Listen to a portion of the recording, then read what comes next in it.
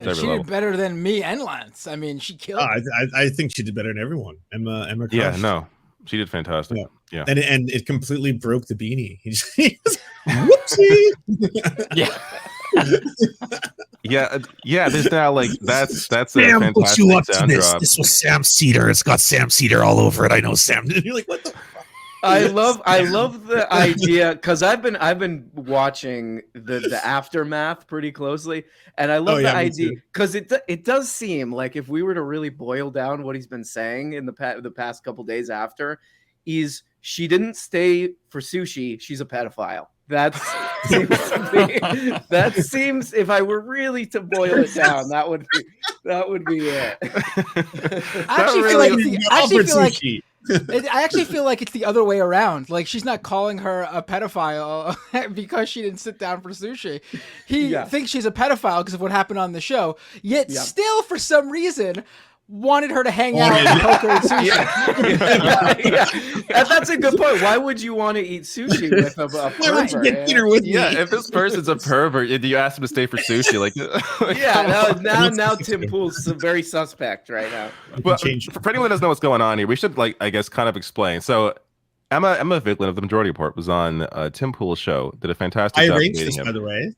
I set this up. Did you really? Well done. And afterwards, because Tim Pool was grasping at straws, he had nothing to actually catch Emma on. There was a point in the debate where Tim Pool brings up this book that's about sex education, and because one page talks about like a blowjob, he's like freaking out about it. Was it book Genderqueer? This is the book, and it's a story, a coming of age story about being asexual. That scene that they all point towards, that's someone discovering their own asexuality with a plastic phallus. I'll have you know, it's a strap on. It's not even the blowjob scene. They're all like, yeah. So because Emma's like, yeah, whatever, it's a book about sex ed, who cares? He turned that into, well, Emma's a pedophile. It's just like, because he had nothing to go on. So I mean, there's so many points from the debate, but this one, to me, I think this is getting less attention, but it deserves more attention because it is so clear that Tim Pool is completely full of shit. This is their debate about war, where Tim Pool is arguing that he's actually to the left of Emma on war because so we get to Palestine. and then it turns, and then you're going to see what happens here. It's pretty good. Territory without recourse, then I mean that's pro-imperialism. That's not, and that's still pro-war. No, yes, a lot of people around the world do a lot of bad things. I don't think the U.S. should be an empire going and funding wars all over the world. We're not funding wars. We're funding the defense. I mean, and there's something that you can be said where should we draw a certain line? I have already conceded that strings should be attached and we should be involved in peace negotiations. But to flatten the power dynamics here, I mean, I would imagine this is like the same argument that you hear when it comes to Israel and Palestine, right? Where Palestinians are defending themselves, and then it's, oh my gosh, they are just it's completely symmetrical. Israel and Palestine. These are two actors just battling it out. I would love to fund Palestinians so that they were able to have a better life. You are to the right of themselves. me on foreign policy. Well, we already Israel, dude. Yeah. Are you against that? That's a tougher question. It's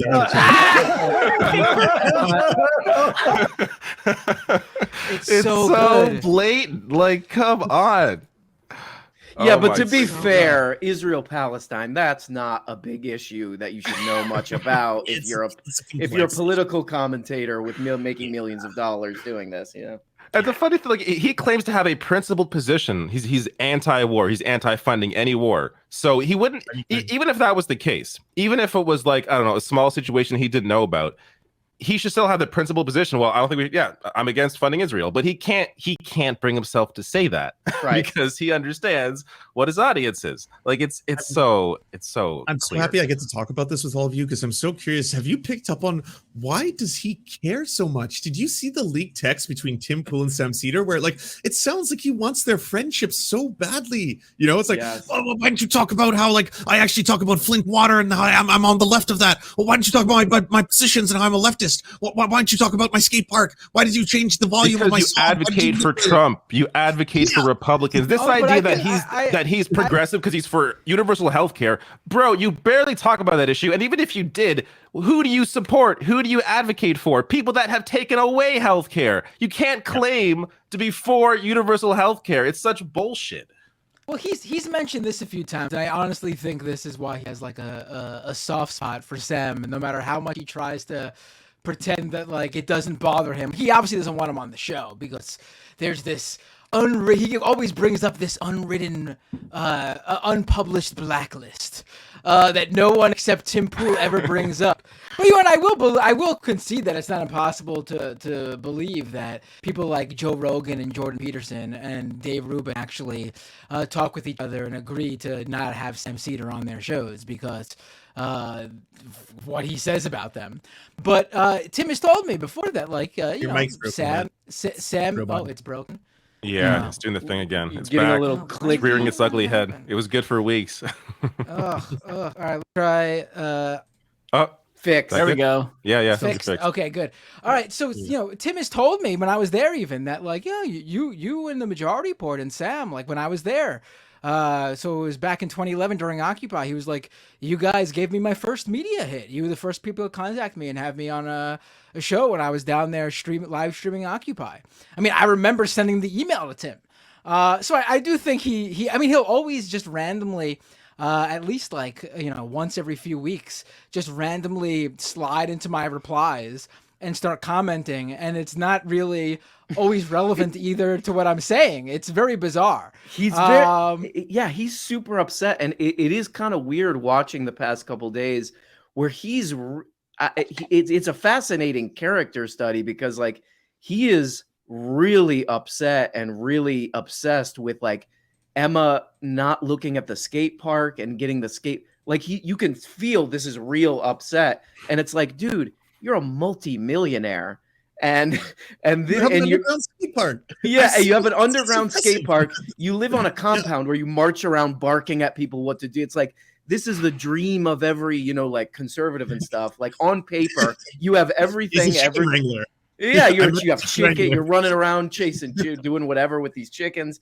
On paper, he has everything everybody in America wants, but he's like everything that Tim Pool could want. Yeah, exactly. His fists are clenched about this. I mean, you know, he's like the Citizen Kane of our time. He wants what he can't have, which is the approval of Sam Seder and Emma and Matt Binder, and he can never have it. You know, he was especially like Donald Trump in that way, where it's like Donald Trump is like this guy who has everything, but he wants that love of Hollywood. He wants that love of other celebrities. Yes. Like, he'll never be happy. Yes. Yeah. He was mad that Emma didn't stay because you know how like when you're 8 years old and you're on the trampoline and you're like, Mom, watch, I'm going to do a flip. Mom, are you looking? He wanted to do that with Emma, but be like, Emma, I'm going to ollie, look. Emma, are you watching?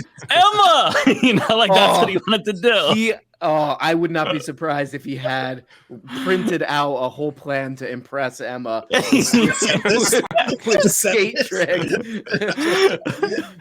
Emma, I've got a tech deck too. Look, Emma, did you see that? Pop shove it. Emma, look.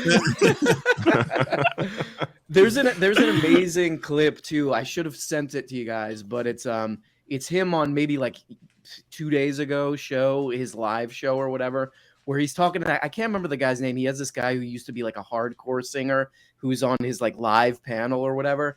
And from All That Remains, right? From All That Remains, yeah, whatever that guy's name is. Yeah.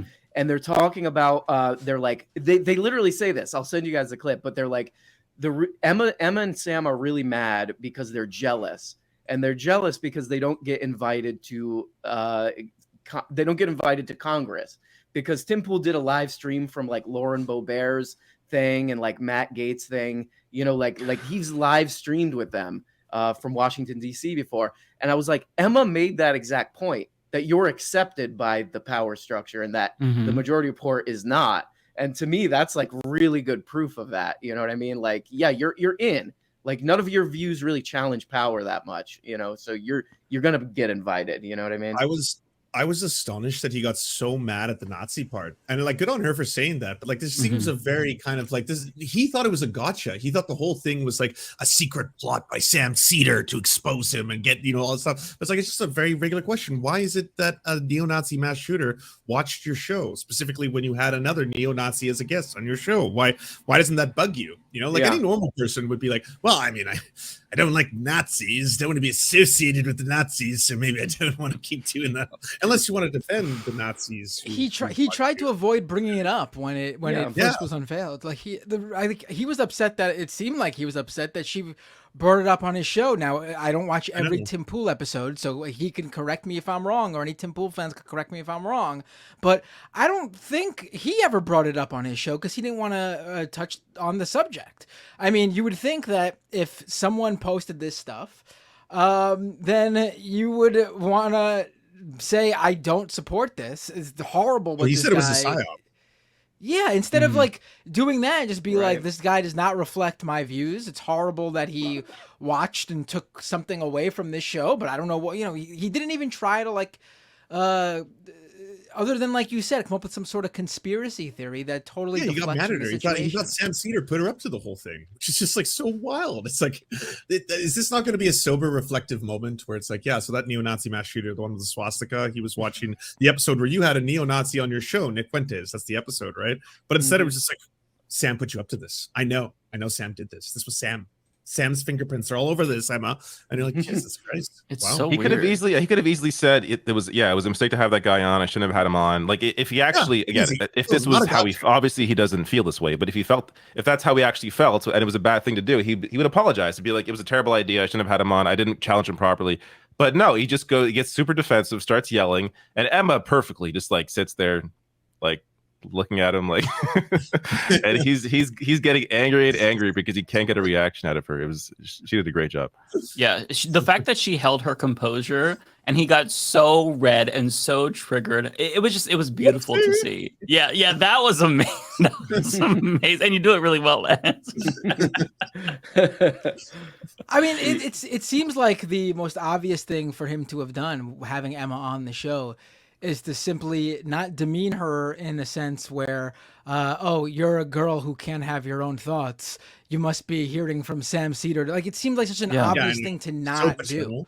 Like, it's like unbelievable. He like, not only did he like fall into that, and I'm not even gonna say it's not even a trap because Emma didn't set it for him. He like set up his own trap and fell into it. Not only is it obvious not to do that, but not to do it in such an over the top, tropey way like he did with the high pitched voice and the little like bobbing of the head and eye roll. It was very weird.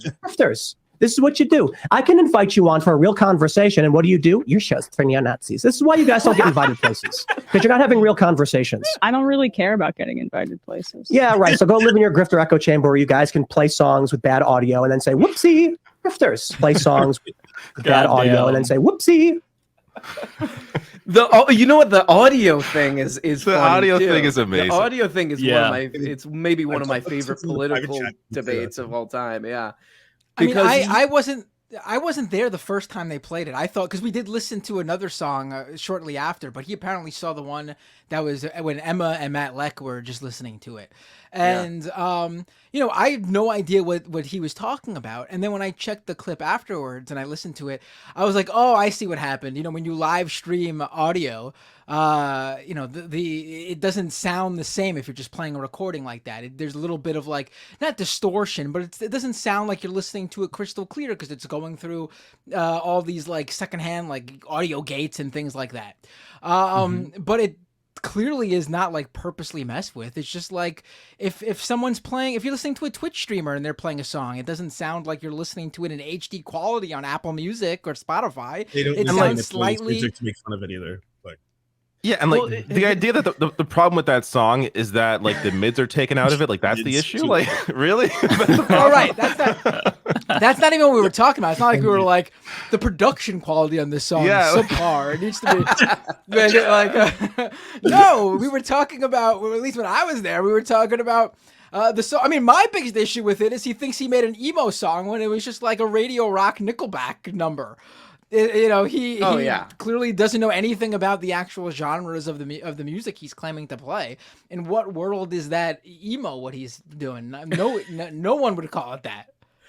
Absolutely not. And the implication, I guess, would be that you're using some kind of compression through your stream so that the stream can run faster, right? And that's going to cut down sound quality. So the implication would be, oh no, we're going to like link a FLAC file or something so that you could get like the full audio file experience. Like what? Because what he was implying was like, you made my, like, purposefully made my song sound bad, when it's just like, no, like if you're streaming something. Exactly. It's one thing for him to say, well, it was being streamed, so it didn't sound as good as it could have been. It's another to say, you purposely made it sound bad. Like, how conspiratorial and out of your goddamn mind do you have to be? Well, I guess this is the beauty. This is the beauty of Tim Pool and why I've been watching his videos for so long, is that we are dealing with somebody who's, let's just say, maybe hasn't fully entered adulthood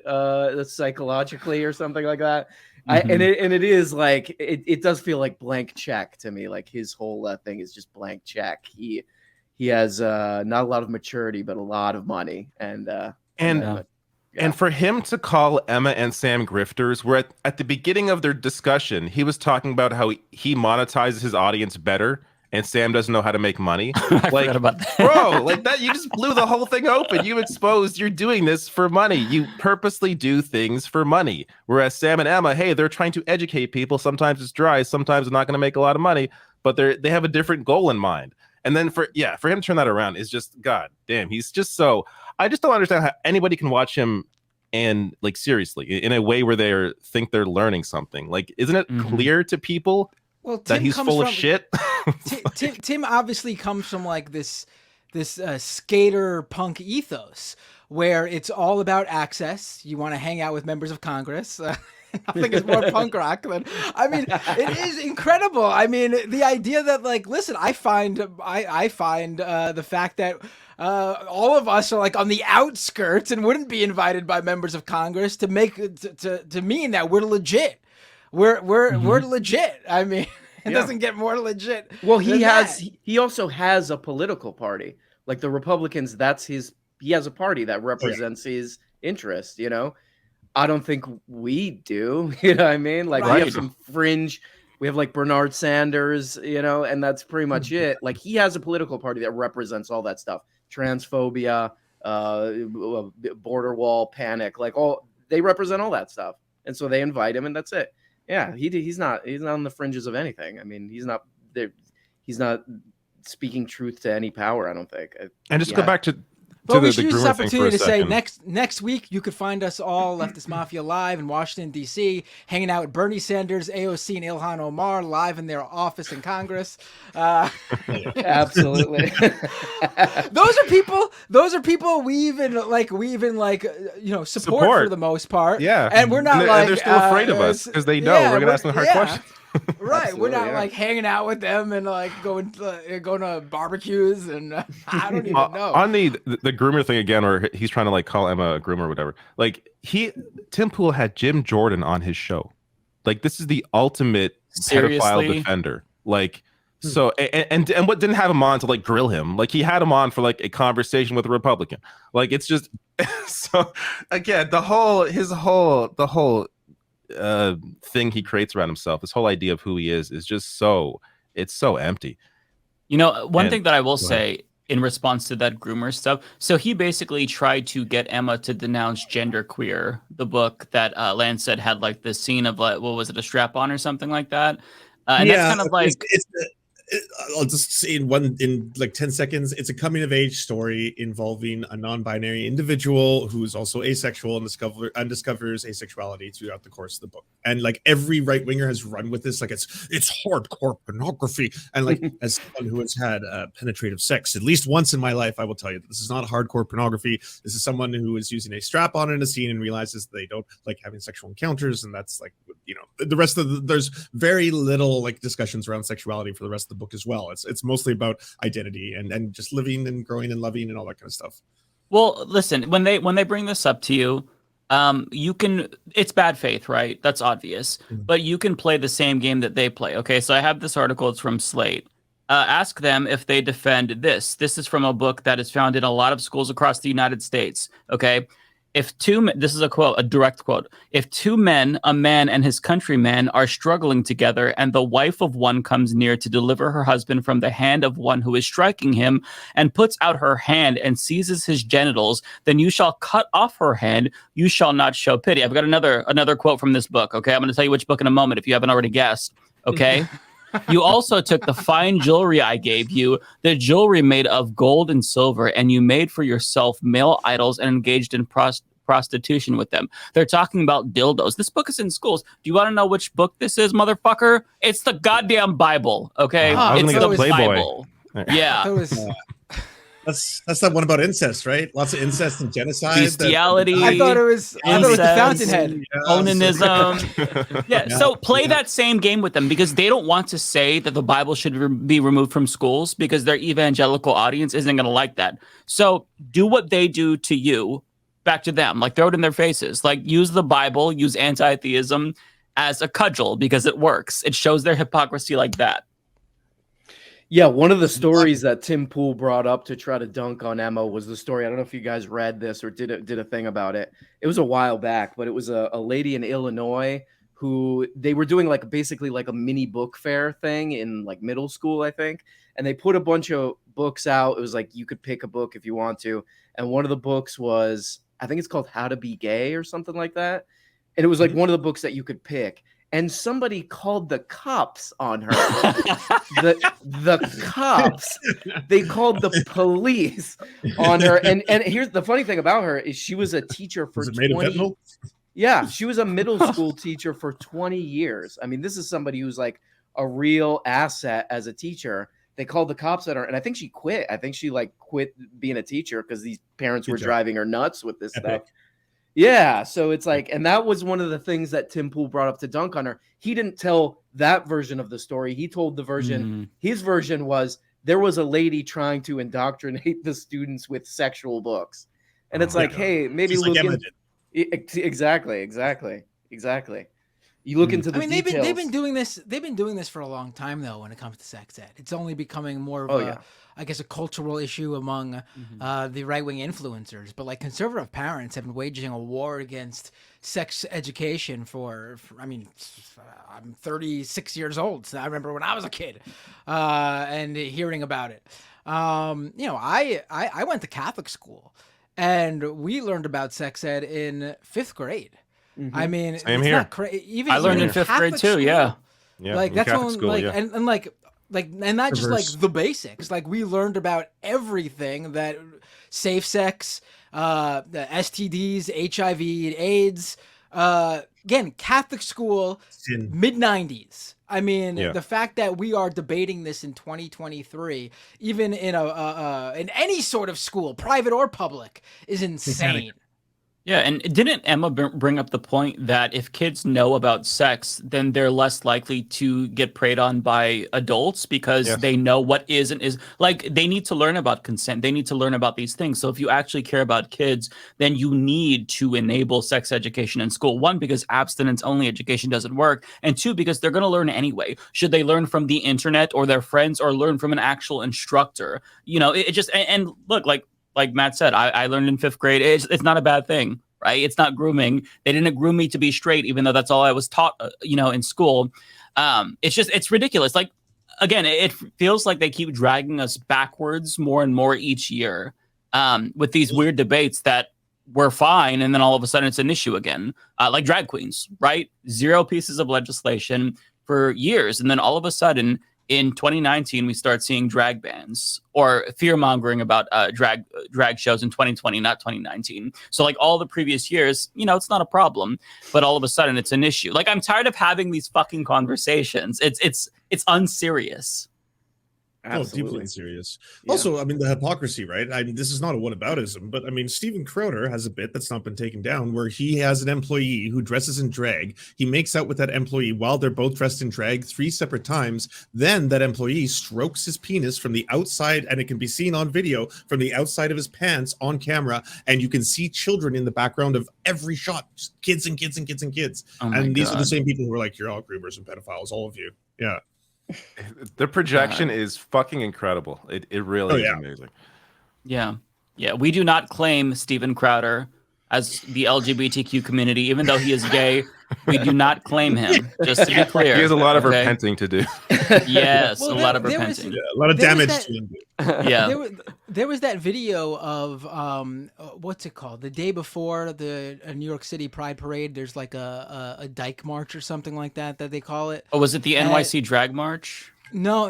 It's a thing specifically that like focuses on lesbians. Oh, okay. And they go to Washington Square Park every year. And they go in the big fountain there, and some people take off their shirts. And, there were topless women there, or topless non-binary people. It was the day before the actual main Pride Parade in New York City.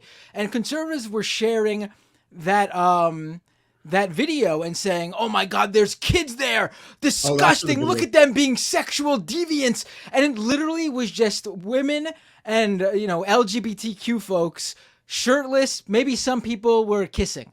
There was not even like movement of hips in any of the videos or anything that could even be hinted at derogatory. To them, the visual of breasts, of non-male breasts is, oh my God, sexual.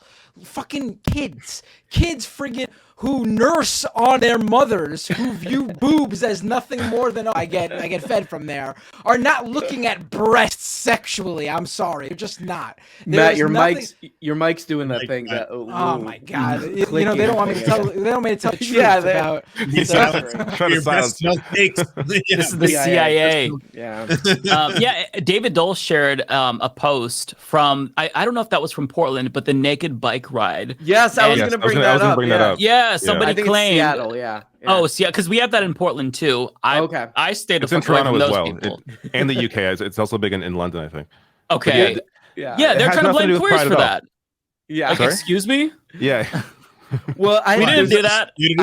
I should have sent you guys this clip too, but there's a Tim Pool clip where he puts on like he has a blur plugin where it'll blur all the images on a web page, and he's like, I can't show you this picture. It's a guy reposting it on Twitter, and he's like, guys, I can't show you this picture, so disturbing. I can't show you this. And I went and I looked up what the picture was, and it was literally just naked people on bikes shot from the back, so you couldn't even see anything. I was like, that's some showmanship. That's some P.T. Barnum showmanship right there. What's behind this? Oh, it'll blow your shut. You know what I mean? It's just like, yeah. They're really going hard on all this stuff. It's bizarre. Yeah, that's why they have to make shit up. Like the naked bike ride has been going on for years and years. It has nothing to do with pride at all. It's mostly like straight white dudes. Like it's not right. And women, to be fair. But like it's nothing to do with pride. It's just like naked bike ride. That's like honestly, I could go downtown Austin on a weekend and see more nudity than that. You know what I mean? Just like out in the street or whatever. I mean, yeah. At the beach, exactly, the beach. Like you know what? Yeah, I think we should ban the beach too. Too much. It's grooming. The beaches are grooming. They're gonna get there. They're gonna get there. Yeah, totally. I can't wait. That's gonna be hilarious. Yeah. I saw a woman in a two-piece swimsuit. Saw her belly button. Oh my God. That's where she used to be fed through by her mother. I don't know. They figured something out. Sand groomers, we call them. Sand groomers. Before we get off the Tim Pool stuff, this video that Lance did, it's just fantastic. I got to share this. This is it's Mortal Kombat, but it's got a little special treat. If you're familiar with, if you're old like us, you may remember something like this. Oh! Whoopsie! Whoopsie! That's amazing. Whoopsie! So good. Finish him. Whoopsie! Whoopsie.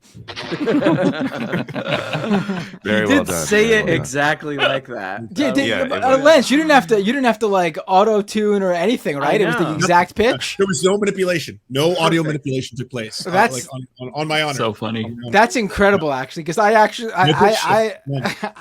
it sounded so much like how it's said in Mortal Kombat that I actually had to go look up for a second and be like, it is toasty, right? Because Whoopsie just sounds too perfect. I had the same thought. I had the same thought. I was like, I went through and replayed in my head that it's. When I first saw that Tim Pool clip, I thought immediately of Mortal Kombat. I'm not gonna let that.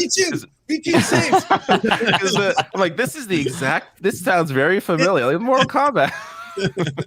I wonder if he has like the arcade. Like I can imagine him having the big arcade box of Mortal Kombat in his house. In his the arcade one. I'm not gonna hate that sound. That sounds pretty awesome. I hope he does. I mean, I hope he doesn't. Yeah. Well, you know, he doesn't deserve that. No, he doesn't deserve it. Exactly. Emma wouldn't stay and watch me win at Mortal Kombat. Emma, you want to play one round? The hardest Emma. He's the kind of guy who wouldn't let you play. You would have to watch him play. Oh yeah, no. What the fatality? Yeah.